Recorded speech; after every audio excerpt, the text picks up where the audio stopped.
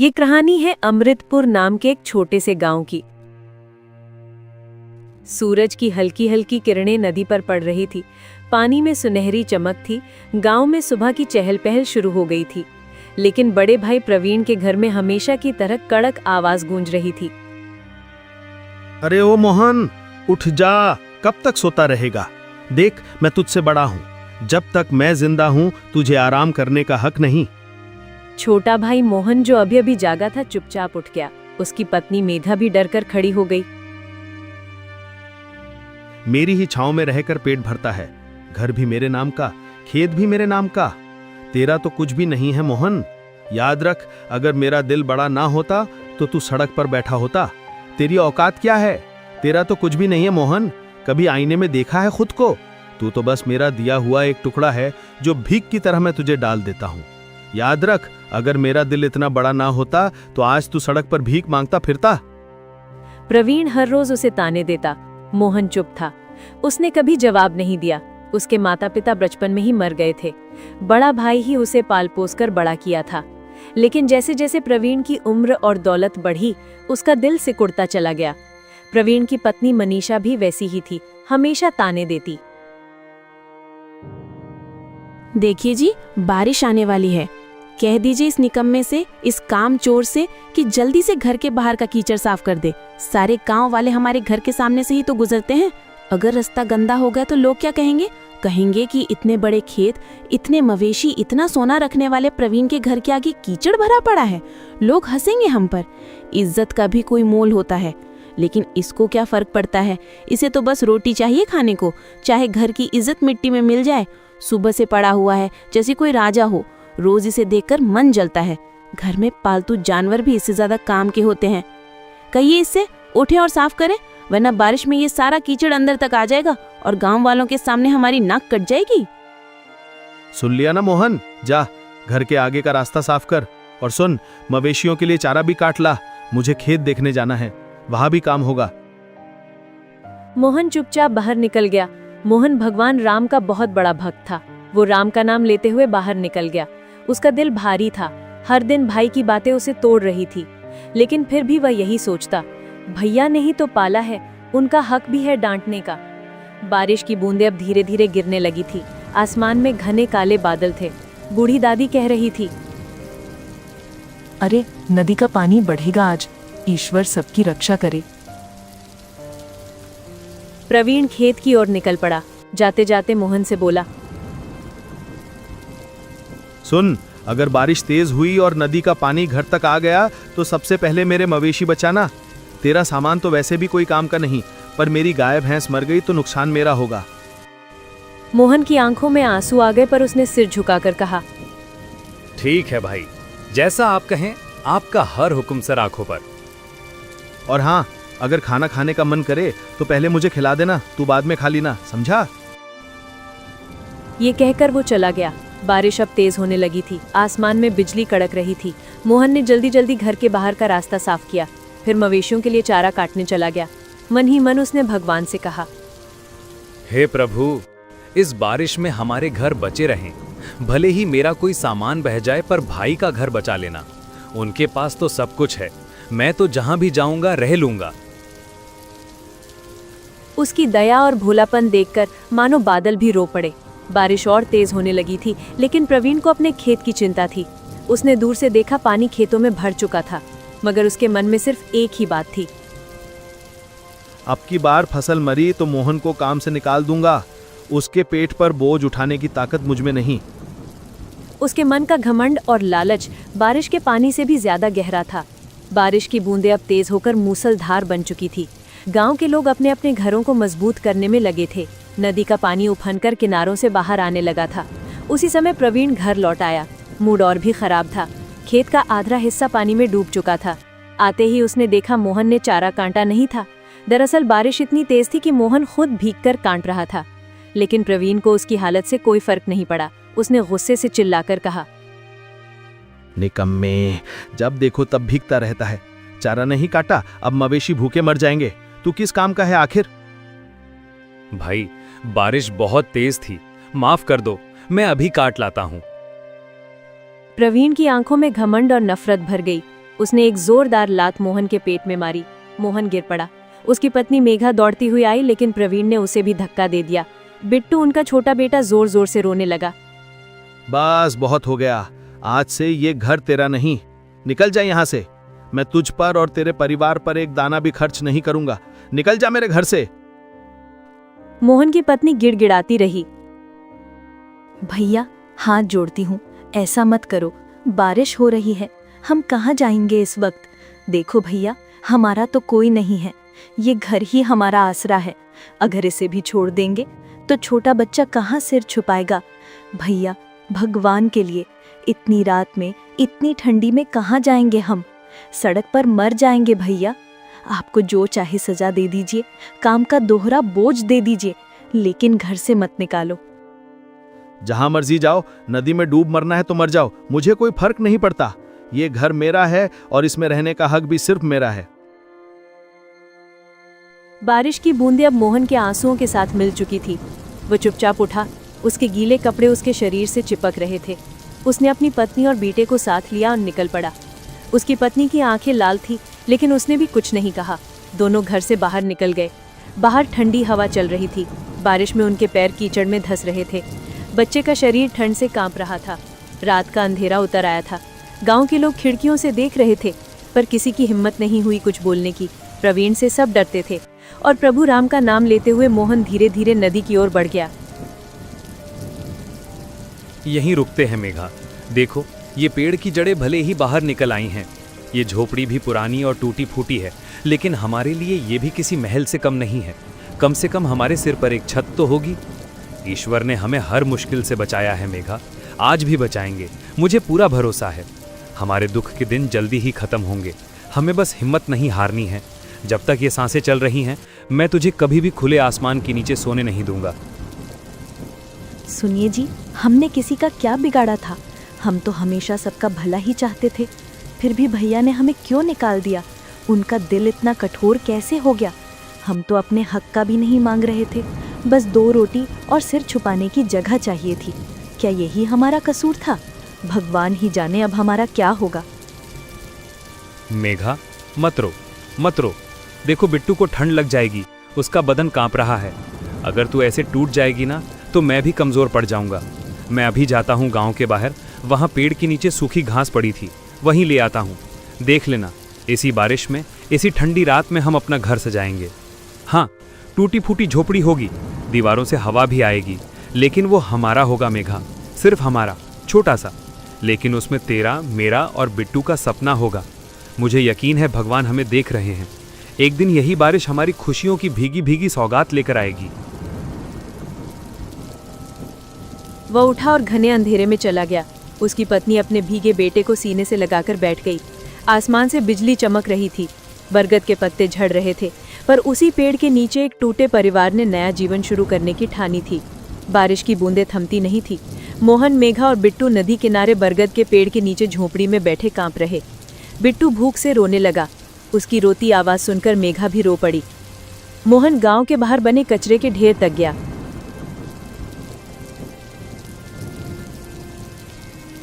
वहां लोगों द्वारा फेंकी गई सड़ी गली सब्जियां और पत्तियां पड़ी थीं। मोहन ने कांपते हाथों से उनमें से 2 आलू निकाले। एक आधा सड़ा हुआ था, दूसरा भी गला था, लेकिन उसके लिए यही अमृत था। ईश्वर, तू ही मालिक है, तू ही रक्षक है। उसने 2 और छोटे छोटे बैंगन उठाए, फिर वापस झोंपड़ी की ओर लौट पड़ा। रास्ते में ठंडी हवा उसके भीगे शरीर में चुभ रही थी। बिजली चमक रही थी और अचानक बादल फटने जैसे गरजने लगे। तेज हवाएं चली, बारिश की बूंदें मानो पत्थर बन गई। मोहन प्रभु राम का नाम लेते हुए किसी तरह झोपड़ी तक पहुंचा। मेघा ने दरवाजे की जगह खड़ी होकर उसे अंदर खींचा। वह कांप रहा था। उसके हाथ से आलू और बैंगन गिर पड़े। मेघा ने जल्दी से उन्हें उठाया और रोती हुई बोली, अरे तुम भीग क्यों गए शिवा? देखो तो सही, बारिश कितनी तेज हो रही है। तुम्हारा सारा बदन कांप रहा है, कपड़े भीगी चादर जैसे चिपक गए हैं। तुम ऐसे बाहर क्यों निकल गए थे? अगर तुम्हें कुछ हो गया तो हम कैसे? मुझे बहुत डर लग रहा है। मेघा, मत घबरा, आग तो नहीं जला सकते इस बारिश में, पर देखो मैं कुछ भुट्टे ले आया हूँ, इन्हें ऐसे ही खा लेना। भले ही कच्चे हैं, लेकिन तुम्हें और बिट्टू को थोड़ी ताकत तो मिलेगी। आप कैसे हैं? आप ठीक तो है ना? और आपको भूख नहीं है? मैं ठीक हूं मेघा, मुझे भूख नहीं है, ठंड भी नहीं लग रही। बस तुम दोनों खा लो, तुम्हें मजबूत रहना होगा, तुम्हारे लिए ही तो मैं सांसें ले रहा हूं। तभी अचानक जोरदार हवा चली और झोपड़ी की आधी छत उड़ गई। ठंडा पानी भीतर गिरने लगा। बिट्टू डर से रोने लगा। मेघा भी कांप गई। बारिश का कहर बढ़ता ही जा रहा था। हर तरफ अंधेरा, ठंडी हवा, बिजली की डरावनी चमक और उस वीरान झोपड़ी में 3 बेसहारा लोग। लेकिन मोहन का दिल कह रहा था, भगवान मेरी सांसें ले लेना, पर इन्हें बचा लेना। ईश्वर, तू ही मालिक है, तू ही रक्षक है, तेरे ही भरोसे तो ये सांसें चल रही हैं। आज हमारे पास कुछ भी नहीं बचा, ना घर, ना ठिकाना, ना ही कोई सहारा। बस तेरा नाम है जिसके सहारे हम जी रहे हैं। हे प्रभु, अगर हमने कभी कोई पाप किया हो तो माफ़ कर देना, लेकिन मेरे बच्चों को इस सर्दी और भूख से बचा लेना। तू ही हमारा सहारा है, तू ही हमें हिम्मत देता है। जब जब दुनिया ने मुंह मोड़ा है तभी तेरा हाथ हमारे सिर पर महसूस हुआ है। इस बार भी हमें अकेला मत छोड़ना। उस रात उसने ठंड से कांपते हुए अपनी भीगी पत्नी और बेटे को सीने से लगाए आंखें बंद कर ली। बारिश की बूंदें जैसे उसके चेहरे पर पड़ते हुए कह रही थी, संघर्ष तो अभी शुरू हुआ है। बारिश लगातार 3 दिनों से हो रही थी। नदी का पानी किनारे तोड़कर बहने लगा था। झोपड़ी की दीवारें गीली होकर गल रही थी। छप्पर टपक रहा था। अंदर बिट्टू ठंड और भूख से कांप रहा था। मेघा का भी बुरा हाल था। उसकी आंखों के नीचे काले गड्ढे पड़ गए थे। 3 दिनों से उनके पेट में भरपेट खाना नहीं गया था। उस रात तेज हवा और बारिश की आवाज से झोपड़ी कांप रही थी। मेघा ने कांपती आवाज में कहा, सुनिए जी, अब क्या होगा? देखिए ना, ये झोपड़ी भी कब गिर जाए कुछ भरोसा नहीं। हर तरफ से पानी टपक रहा है। अगर ये गिर गई तो हम कहाँ जाएंगे? बिट्टू को देखिए, उसे तेज बुखार है, उसकी सांस भी भारी हो रही है। उसके लिए तो दूध तक नहीं है हमारे पास। हम आखिर कब तक यूं ही जिंदा लाशों की तरह जीते रहेंगे? मेघा, मैं भैया के पास जाऊंगा। जो भी हो, बच्चे की जान तो बचानी ही है। मैं उनसे थोड़ा सा दूध ही तो मांगूंगा। अगर उनका दिल पिघल जाए तो शायद बिट्टू बच जाए। भले ही मुझे कुछ भी सुनना पड़े, पर मैं जाऊंगा। सच कहूं तो अगर आपके भाई ने आपको आपके हिस्से की जमीन दी होती तो आज हमारे पास भी एक मजबूत घर होता। लेकिन उन्हें तो बस यही लगा कि आपको पाला पोसा है तो आपके माँ बाप के हिस्से की जमीन पर भी उनका हक है। उन्होंने तो कभी ये जरूरी ही नहीं समझा कि वो जमीन आपकी भी थी और आपने भी तो कभी अपना हिस्सा नहीं मांगा। क्यों? क्या हमारी जिंदगी की कोई कीमत नहीं? मेघा, भैया ने मुझे पाल पोस कर बड़ा किया है। मेरे माता पिता के मरने के बाद उन्होंने ही तो मुझे सहारा दिया। अगर इस एहसान के बदले उन्होंने मेरी जमीन ले ली तो क्या हुआ? मैं भाई से कभी अपना हिस्सा नहीं लेना चाहता। जो दिया ईश्वर ने दिया, जो नहीं दिया वो भी उनकी मर्जी। अगर मेरे नसीब में होगा तो ईश्वर खुद देंगे, लेकिन मैं अपने भाई से कुछ मांगकर उनका सिर झुकाना नहीं चाहता। पर आज बच्चे की जान बचाने के लिए मुझे उनकी मदद लेने जाना ही होगा। मोहन के दिल में भी यही उम्मीद थी। वो रात में ही निकल पड़ा। रास्ते में घुटनों तक पानी था। बिजली की चमक में सब और भी डरावना लग रहा था। गांव के कच्चे रास्तों पर फिसलन थी, लेकिन उसके कदम नहीं रुके। वो भाई के घर पहुंचा। दरवाजा बंद था। अंदर से बातों की आवाज आ रही थी। भैया दरवाजा खोलो। अंदर प्रवीण अपनी पत्नी मनीषा के साथ बैठा गर्म दूध पी रहा था। अब ये कौन आ गया इस तूफानी बारिश में? दिन भर की मेहनत के बाद चैन से बैठा भी नहीं जाता। हर वक्त कोई ना कोई मुसीबत दरवाजे पर आ खड़ी होती है। कौन होगा इतनी रात को? और अगर भीग भी रहा है तो मुझे क्या? सबको मेरी ही चौखट दिखती है क्या? प्रवीण उठा, दरवाजा खोला। सामने मोहन को देखकर उसका चेहरा तमतमा गया। उसने तिरस्कार भरी नजरों से पूछा, क्यों आया है यहाँ? क्या चाहिए तुझे इस वक्त? दिन हो या रात, हर वक्त भीख मांगने चला आता है। बोल, क्यों आया है? भैया, बिट्टू को तेज बुखार है। 3 दिन से बारिश में भीगा पड़ा है। उसका पूरा बदन ठंडा पड़ रहा है। उसके पास ओढ़ने को कुछ नहीं है, खाना भी नहीं है।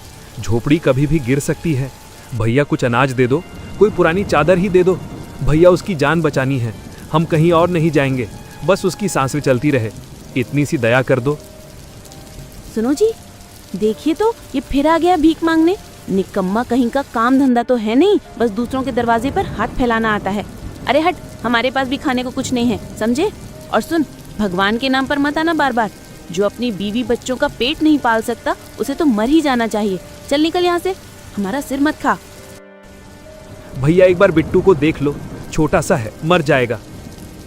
जा यहाँ से, मरना है तो मर जाए, मुझे क्या फर्क पड़ता है। तू जिए या मरे, मेरी जिंदगी पर कोई असर नहीं पड़ने वाला। हर बार रोनी सूरत लेकर चला आता है। निकल यहाँ से। और सुन, आइंदा मेरे दरवाजे पर भी मत दिख जाना, नहीं तो इस बार खदेड़ दूंगा, समझा? जा जहाँ जाना है, मरना है तो मर जा, मुझे तेरी और तेरे बच्चे की कोई फिक्र नहीं है। बारिश की बूंदें उसके आंसुओं के साथ बह रही थी। वो उल्टे पांव लौट पड़ा। गांव के कुछ लोग अपनी अपनी खिड़कियों से देख रहे थे। मोहन ने एक घर के आगे जाकर मदद मांगी। घर के मालिक ने तिरस्कार से कहा, जब तेरा अपना भाई ही तुझ पर दया नहीं कर रहा तो हम क्यों करें? निकल यहाँ से। स्वर्गलोक में दिव्य शांति और प्रकाश फैला हुआ है। भगवान राम के समक्ष नारद मुनि आते हैं। प्रभु क्षमा करें, मैंने आपकी तपस्या भंग की, परंतु इस क्षण धरती पर एक ऐसा भक्त है जिसने मेरा मन विचलित कर दिया है। नारद, मैं जानता हूं तुम मोहन की बात कर रहे हो ना? प्रभु, आप सब जानते हैं, वो गरीब किसान मोहन जिसने सब कुछ कमा दिया, उसका झोपड़ा, उसका बैल, उसकी आखिरी उम्मीद, फिर भी उसने आपका नाम नहीं छोड़ा। इस तूफान में भी वो आपके मंदिर में बैठा भजन गा रहा है। नारद, मैं हर भाव को देखता हूं। उसकी भक्ति केवल मुझसे मांगना नहीं है, बल्कि मुझ में पूर्ण समर्पण है। उसने मुझे स्वीकार किया, मेरी हर मर्जी को अपना माना। ये सरल नहीं है। उसकी परीक्षा अब पूरी हो गई है। परीक्षा प्रभु, क्या आप उसे अब भी परखेंगे? उसकी आस्था इतनी दृढ़ है कि अब उसे किसी और परीक्षा की आवश्यकता नहीं। अब समय आ गया है उसे उसके समर्पण का फल देने का। मैं स्वयं धरती पर जाऊंगा। नारद, मैं हर भाव को देखता हूं। उसकी भक्ति केवल मुझसे मांगना नहीं है, बल्कि मुझ में पूर्ण समर्पण है। उसने मुझे स्वीकार किया, मेरी हर मर्जी को अपना माना। ये सरल नहीं है। उसकी परीक्षा अब पूरी हो गई है। परीक्षा प्रभु, क्या आप उसे अब भी परखेंगे? उसकी आस्था इतनी दृढ़ है कि अब उसे किसी और परीक्षा की आवश्यकता नहीं। अब समय आ गया है उसे उसके समर्पण का फल देने का। मैं स्वयं धरती पर जाऊंगा। तभी राम जी धरती लोक पर आ जाते हैं और एक बूढ़े का रूप ले लेते हैं। आखिरकार वो टूटे दिल से भीगे कपड़ों और खाली हाथों के साथ फिर उसी नदी किनारे की झोपड़ी में लौट आया। मेघा ने उसकी चेहरे की हालत देख ली। उसने कुछ नहीं पूछा। दोनों की आंखों से आंसू चुपचाप बहते रहे। बाहर बारिश और तेज हो गई थी। बिजली की कड़क सुनाई दे रही थी। दूर आसमान में बादल गरज रहे थे। ऐसा लग रहा था जैसे आसमान भी रो रहा हो। बच्चे के लिए खाने का इंतजाम करने वो फिर से निकला। रात अंधेरी थी। रास्ते में गांव के बाहर पीपल के पेड़ के नीचे उसने एक बूले को देखा। उसके शरीर पर एक फटी पुरानी धोती थी। उसके बाल भीगे हुए थे और आंखों में बेबसी थी। वो पूरी तरह भीग चुका था। मोहन का दिल रो उठा। उसने झुककर पूछा, बाबा, आप यहाँ क्यों खड़े हो? इतनी बारिश में भीग जाओगे। तुम्हारा ये पतला सा कपड़ा भी सारा भीग गया है। चलो कहीं छांव में बैठ जाओ, ठंड लग जाएगा। बाबा कुछ तो बोलो, इतनी रात को यहाँ अकेले क्यों खड़े हो? बेटा, कई दिनों से कुछ खाया नहीं। भीख मांगने गांव गया था, मगर किसी ने कुछ नहीं दिया। किसी के पास 2 वक्त की रोटी भी नहीं बचा, या शायद किसी का दिल ही मर गया है। अब यह बूढ़ा शरीर जवाब दे रहा है। खड़े खड़े भी सांस नहीं लिया जा रहा। हाथ पैर सुन्न हो गए हैं। पेट में भी कुछ नहीं। लगता है बेटा, अब भगवान ही बुला लेंगे। आज शायद आखिरी रात है, पर कोई बात नहीं। भगवान के पास जाऊंगा तो शायद वहां भूखा ना रहूं। मोहन की आंखों से आंसू बह निकले। उसने कांपते हाथों से अपनी भीगी जेब टटोली। उसमें गांव के कचरे से मिले 2 छोटे आलू थे, जिन्हें वो बिट्टू और मेघा के लिए लाया था। लेकिन बाबा की हालत देखकर उसका दिल भर आया। उसने दोनों आलू बूढ़े के हाथों में रख दिए। बाबा ने कांपते हाथों से आलू पकड़े और आंसुओं से भीगे हुए चेहरे से मुस्कुराए। बेटा, तूने आज मेरा जान बचा लिया। लोग अपने बच्चों के मुंह से निवाला नहीं छीनते, लेकिन तूने अपनी पत्नी बच्चे का निवाला मुझे दे दिया। भगवान तुझे बहुत देगा।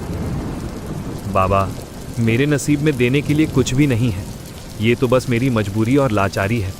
मैं खुद किसी से मांगता फिर रहा हूँ, भला तुम्हें क्या दे सकता हूँ। काश बाबा, काश मेरे हाथ में भी कुछ होता तो तुम्हारे पैरों में रख देता। मैं तुझे आशीर्वाद देता हूँ बेटा। बोल, क्या चाहिए तुझे? जो मेरे बस में होगा वो दूंगा। हाथ खाली है पर दुआएं देने की ताकत तो अभी बाकी है। बाबा, आप भी मजाक कर रही हो। भला आप क्या दे सकते हो मुझे? लेकिन अगर सच में कुछ मांग सकता तो एक पक्का घर मांगता बाबा। एक ऐसा घर जिसकी छत से पानी ना टपके, जिसके अंदर मेरी मेघा और मेरा भिट्टू भीगे नहीं, ठंड से कांपे नहीं। बस एक पक्का घर, यही सपना है मेरा। जा बेटा जा, जो तूने मांगा है वो तुझे ज़रूर मिलेगा। आज मेरा एक इच्छा पूरा हुआ है, पर तेरा सपना अधूरा नहीं रहेगा। ये मेरा आशीर्वाद है। ईश्वर तेरी ये इच्छा पूरी करेंगे। जा बेटा, तेरे दुख के दिन खत्म होंगे। मोहन को लगा बाबा शायद बुढ़ापे में भ्रमित हो गई हैं। वो चुपचाप आगे बढ़ गया। उसकी आंखों से आंसू बह रहे थे, लेकिन दिल हल्का था कि उसने किसी भूखे को खाना तो खिलाया। जब वो वापस अपनी झोपड़ी के पास पहुंचा तो उसकी आंखें फटी की फटी रह गई। जहां वो टूटी फूटी झोपड़ी छोड़कर गया था, वहां अब एक बड़ा सा पक्का घर खड़ा था। लाल ईंटों की दीवारें, मजबूत छत, खिड़कियां और सामने एक छोटे से ओसारी थी जहां मेघा बैठी थी। उसके चेहरे पर हैरानी और खुशी दोनों थी। मेघा ने मोहन को देखकर रोते हुए कहा,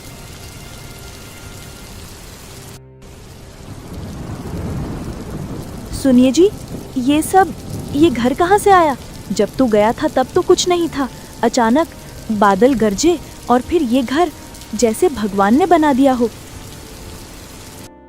मोहन की आंखों से आंसू बह निकले। उसने आसमान की ओर देखा। बारिश की बूंदें अब भी गिर रही थी, पर उसे ऐसा लगा जैसे ईश्वर खुद उसे छूकर कह रहे हो, तेरी दया और सच्चाई का फल तुझे मिला मोहन। आज मुझे एक बूढ़े आदमी मिला था, शायद वही फरिश्ता था। मैंने उन्हें 2 आलू दे दिए और उन्होंने ये वरदान दिया। ये उनका आशीर्वाद है। अरे वो नदी किनारे वाला मोहन, उसकी टूटी झोपड़ी की जगह बड़ा सा पक्का घर बन गया है, वो भी रातों रात।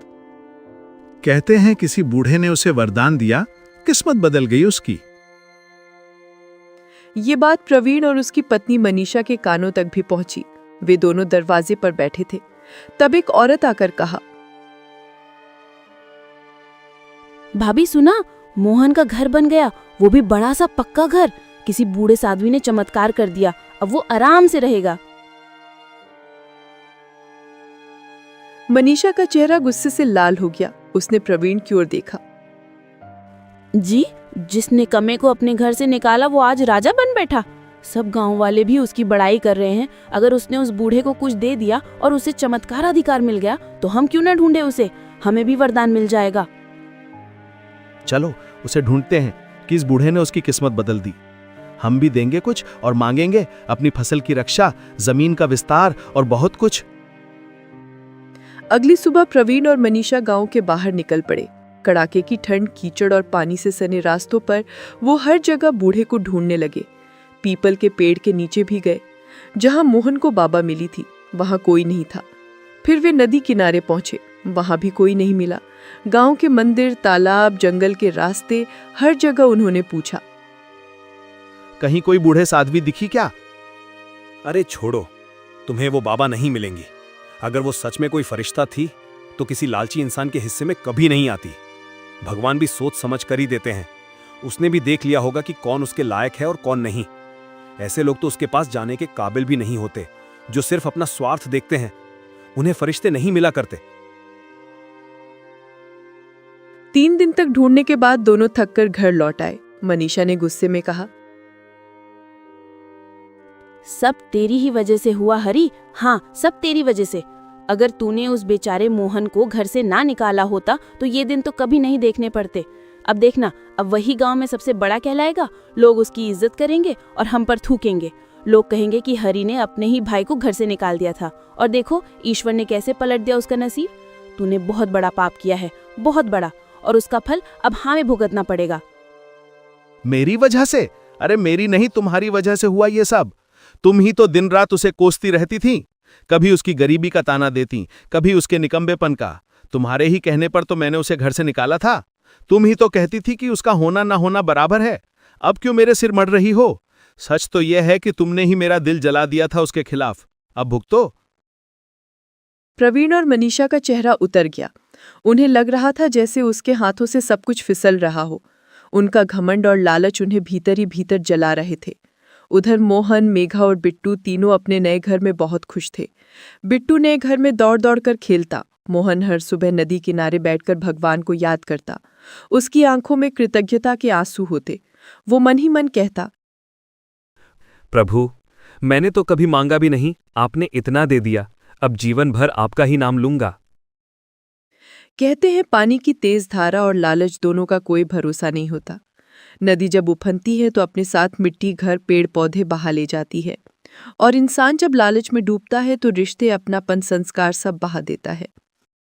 दोस्तों, वीडियो आपको थोड़ा सा भी पसंद आए तो वीडियो को लाइक कीजिए और अपने दोस्तों के साथ शेयर भी जरूर कीजिएगा। अगर आप चाहते हैं कि अगला कहानी आपके नाम का हो तो अपना नाम और एज कमेंट में जरूर कीजिएगा।